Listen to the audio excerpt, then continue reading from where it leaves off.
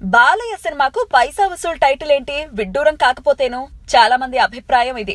మరంతే, అందరిలాగా ఆలోచిస్తే తను పూరి జగన్నాథ్ ఎందుకు అవుతాడు? పూరి స్టైల్లో అలాగే ఉంటుంది. మరి పైసలు ఎక్కువ ఖర్చు కానియడు, పైసలు ఎక్కువ పోనీయడు. మరి పైసలు వచ్చే సినిమా చేశాడా?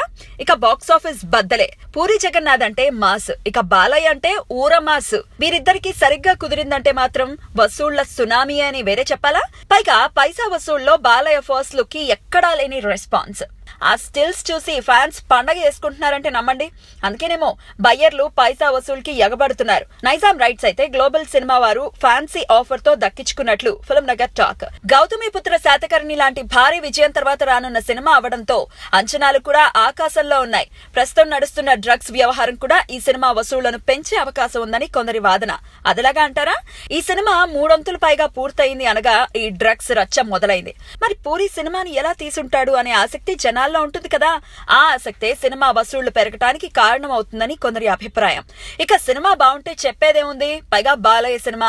త్వరలోనే అనూప్ రూబెన్ స్వరాలు అందించిన ఈ చిత్రం పాటలను అభిమానుల సమక్షంలో గ్రాండ్ గా విడుదల చేయనున్నట్లు భవ్య క్రియేషన్స్ అధినేత, చిత్ర నిర్మాత వి ఆనంద్ ప్రసాద్ తెలిపారు. శ్రియా, ముస్కాన్, కబీర్ బేడి ఇతర ప్రధాన పాత్రలు చేస్తున్న ఈ చిత్రం సెప్టెంబర్ 28న విడుదల కానున్న విషయం తెలిసిందే.